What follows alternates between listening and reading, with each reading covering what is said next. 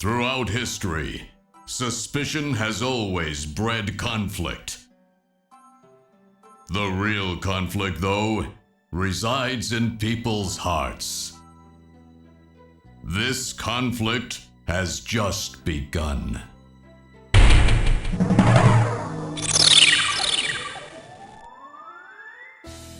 Vivimos tiempos interesantes. El simple hecho de que yo pueda comunicarme con vosotros a través de un vídeo de una plataforma digital es algo que podría resultar extraño hace 20 años. Los avances tecnológicos y los cambios políticos de lo que llevamos del siglo XXI son más extraños de los que la ciencia ficción imaginó. Y los videojuegos también juegan un papel en ello. Esta misma plataforma donde estáis viendo el vídeo funciona como un sistema no muy distinto a la gamificación, y se comparte en redes sociales que, como dijo Charlie Brooker, no guardan ninguna diferencia con los juegos de rol. Y a pesar de que la ciencia ficción está muy presente en los videojuegos, es difícil no ver un agotamiento en nuestro presente por las historias sobre el futuro. En esencia, porque ya no son sobre el futuro, sino sobre versiones nostálgicas de futuros distópicos. Que esas distopías nos resulten más agradables que nuestro presente es, de hecho, nuestro mayor problema.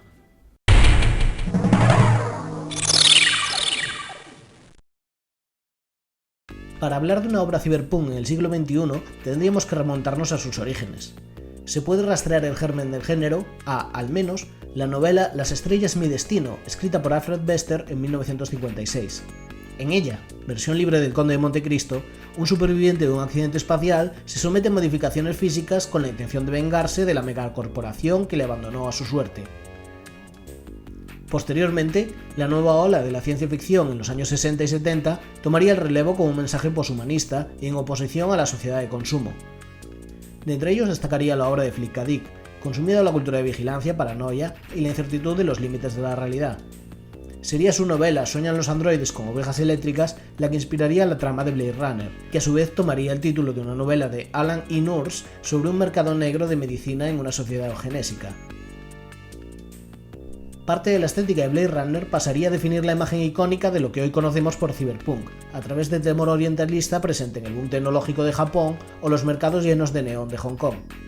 La idea de un futuro donde las culturas asiáticas son dominantes sobre las de Estados Unidos surge como un homenaje a otra novela de Dick, El hombre en el castillo, donde Japón y Alemania se dividían el mundo tras la Segunda Guerra Mundial, pero derivó en toda una evolución estética que pretende reapropiarse de las culturas chinas y japonesas mientras que dicen rendirles tributo.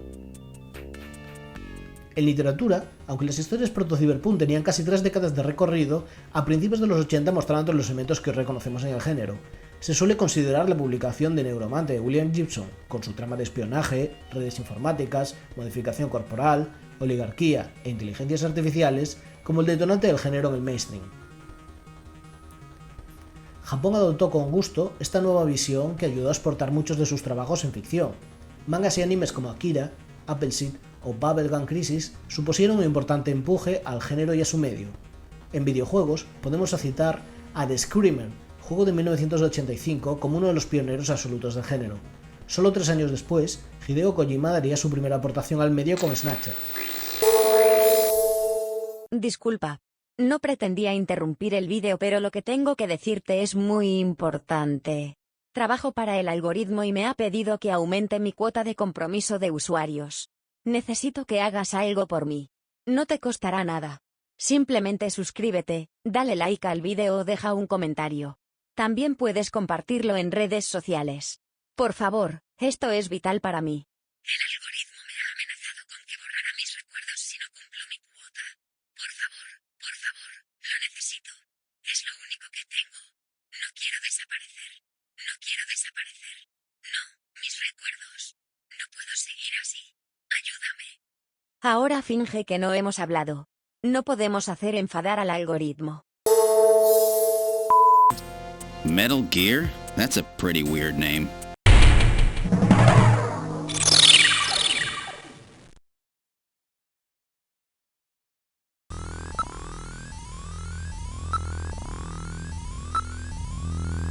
Hideo Kojima no necesita presentación.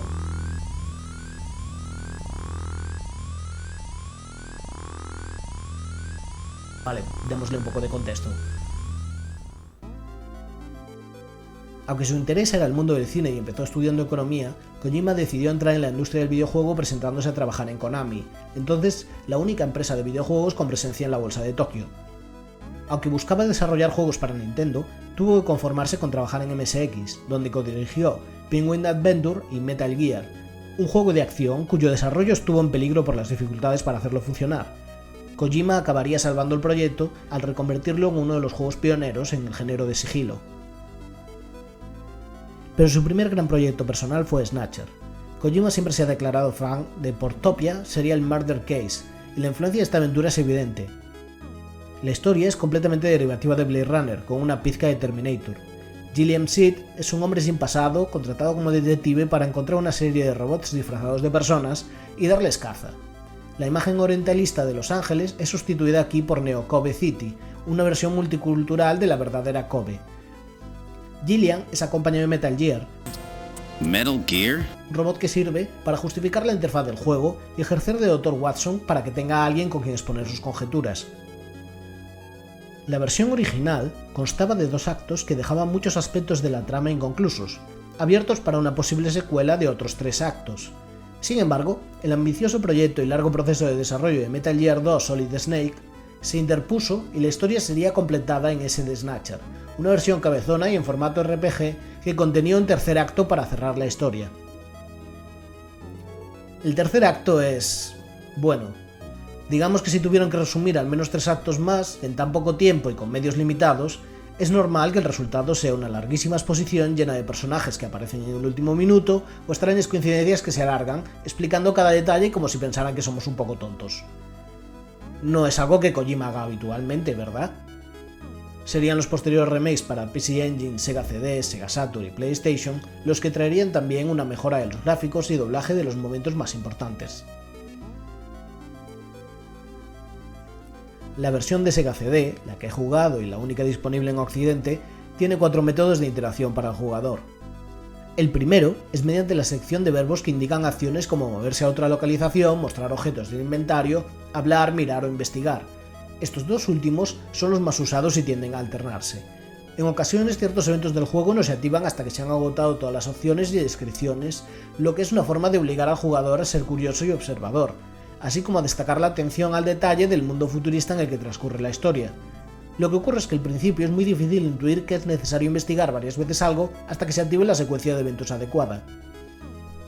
El siguiente método de interacción tiene que ver con las videollamadas, números de teléfono que podemos introducir para tener nuestras conversaciones, algunos esenciales para la historia pero otros puramente opcionales. El tercer método es un sistema bastante rígido de disparo. Al desenfundar nuestra arma con un botón, la pantalla se divide en 9 secciones entre las que elegir y disparar pulsando el botón de acción. Nuestra vida es limitada y puede llevar a perder la partida.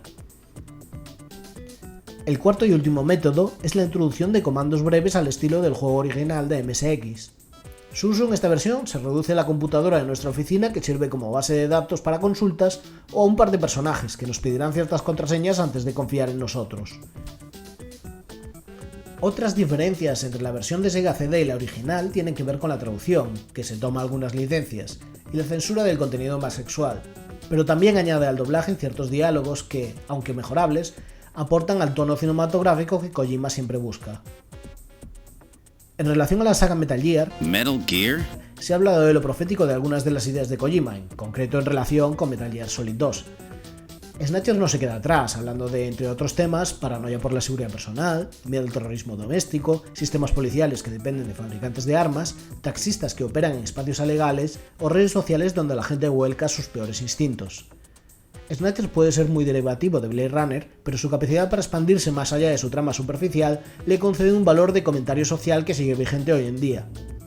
Da igual que opine sobre Kojima, lo cierto es que se ha labrado una reputación de hacer juegos que dejan una impresión y atraen todas las miradas, incluso fuera de los círculos habituales de la industria. What took you so long?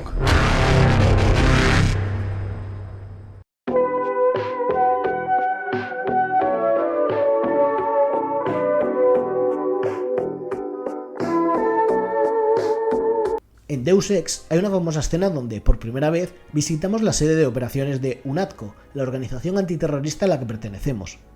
Mientras esperamos a que nuestro jefe nos atienda en su despacho, podemos explorar la base militar, lo que incluye entrar en el baño de señoras. Si lo hacemos, el jefe nos responde que este comportamiento es inaceptable. En 2017, durante una entrevista para EGX, el diseñador Ken Levine hablaba de la importancia de lo que dio en llamar Radical Recognition, la idea de que un videojuego responda siempre a las acciones de un jugador. Una forma de identificar que el sistema está, en cierto modo, vivo y es capaz de identificar y reaccionar a la menor de nuestras acciones. 29 años antes de que Levine acuñara este término y 12 antes de que Deus Ex saliera al mercado, el videojuego Snatcher tiene una escena similar. Si el jugador ha estado tonteando con la recepcionista, su jefe le llamará la atención recordando lo que puede constituir acoso laboral. Como parte de los juegos de PC japoneses de la época estaban enfocados en un público adulto y en contenido erótico, esta llamada de atención es un choque para un jugador que va más allá del juego respondiendo a nuestras acciones, se convierte en todo un diálogo. El extrañamiento es una técnica artística que presenta algo familiar de una manera extraña para alterar nuestra percepción sobre ese objeto que estamos tratando. Entre 1916 y 1928 se populariza en Rusia un movimiento intelectual conocido como formalismo, que pretende entender la narrativa y el arte como un recurso y no como un sujeto estético. El crítico y escritor Víctor Shklovsky. Ese tío acuña la idea del extrañamiento como una defensa frente a la automatización. En otras palabras, si nos acostumbramos demasiado a algo tendemos a normalizarlo y a no prestarle la debida atención o a pensar en ello. ¿Os acordáis del momento en el que he interrumpido el vídeo con una animación estúpida para recordaros que estabais viendo un vídeo en YouTube? Cuando os he recordado que podíais interactuar y compartir el vídeo. ¿Pensabais que era solo un momento simpático y no una forma de ilustrar el extrañamiento? Lo he hecho a propósito. El poeta y dramaturgo alemán Bertolt Brecht lo llevaría al teatro con la idea del distanciamiento, una forma de romper la fantasía de la ficción para destacar mejor las ideas que la obra discute. En el cine, esta idea tuvo especial popularidad entre la Nouvelle Vague o la nueva ola francesa. Es la forma que directores como Jean-Luc Godard hacían consciente al público de que solo estaban viendo una película. Si tú tienes varios elementos desconcertantes, son un todo de desconcertación. Y por lo tanto, cobra sentido, quieras o no. Así es como llegamos a Psychomantis. Quizá uno de los momentos más recordados de la historia de los videojuegos, donde un personaje no solo es capaz de leer la memory card de nuestra consola y sus datos, sino que podía ser derrotado haciendo uso del segundo mando del juego. De este modo, Kojima primero nos recuerda que esto solo es un personaje dentro de un juego rompiendo la cuarta pared, pero es después donde nos pide que recorramos el camino inverso y hagamos uso de nuestro estado de figuras externas para intervenir en el juego. Este conocido recurso suyo nace aquí, en Snatcher. Desde momentos en los que nuestro compañero robot nos pide que subamos el volumen de la televisión para escuchar un tic-tac sospechoso, hasta la posibilidad de romper un juego que nos lleva a una pantalla de Game Over. La Radical Recognition de la que hablaba Levine va incluso a otros niveles. Alguien familiarizado con Blade Runner puede esperar ciertos giros de guión que Snatcher se encarga de transgredir más adelante. Los cambios de tono entre el gore y el humor tontorrón sirven también como otro reclamo. Si tengo que escoger un momento en Snatcher que hace funcionar también el diseño de Kojima, es esta secuencia donde, después de haber tenido ya varios enfrentamientos con pistola, la imagen no está alineada de manera a la que podamos acertar al objetivo. Sirve para mostrar cómo Gillian es incapaz de acertar a su agresor. Es sin dudarlo un gran ejemplo de su talento. Si el objetivo detrás del extrañamiento y el efecto de distanciamiento es discutir las ideas, está claro que Kojima tiene muchas cosas que discutir. Podemos ver estos recursos como trucos baratos que puede que llamen mucho la atención pero distraigan del contenido de las obras, pero la sensación de paranoia y miedo se presenta en Snatcher hasta el clímax, donde la posibilidad de disparar por accidente a un ser querido por exceso de celo se convierte en el punto culminante de esa desconfianza. Autores como Brecht o Godard creían que la discusión de ideas en sus obras era una herramienta política, una forma de alertar al espectador de muchas de las trampas morales de nuestra vida diaria. Kojima, con su propio tipo de cyberpunk, es visto como alguien con cierta previsión porque su intención siempre ha sido hablar de la vulnerabilidad de la condición humana frente a sistemas e instituciones. Lo importante no es la estética, las luces de neón, los implantes cibernéticos, los coches voladores. Lo verdaderamente importante es la batalla de las personas más desafortunadas por conservar sus almas contra las estructuras de poder que las corrompen. In the same way as the Nazis, our strategy begins with the overpowering of the spirit of the people. We will strike at you humans' weakest point, the most primitive part of your psychological makeup, your suspiciousness and fear. By provoking suspicion and mistrust throughout the populace, we will destroy that fragile fabric which holds your society together, that of trust.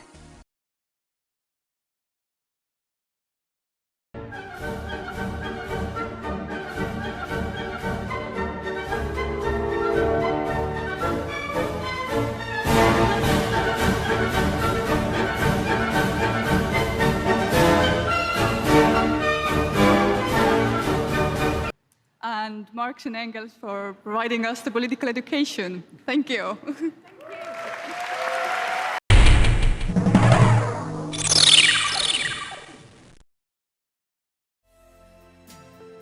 El ciberpunk nació como una respuesta al poder de las empresas, pero hoy por hoy ha sido acomodada como un producto de consumo más. Eso no quiere decir que haya perdido su capacidad de ser contestatario y desafiante. El género ha evolucionado desde el post-ciberpunk a una serie de distintas ramas, de las que la más conocida hoy en día es el solarpunk. La necesidad de imaginar futuros utópicos donde la convivencia entre medio ambiente y humanidad y tecnología presentan visiones más optimistas. Tal vez así, negándonos a dejar llevar por el miedo y la narrativa del desencanto, podamos encontrar otra forma de relacionarnos con nuestro entorno.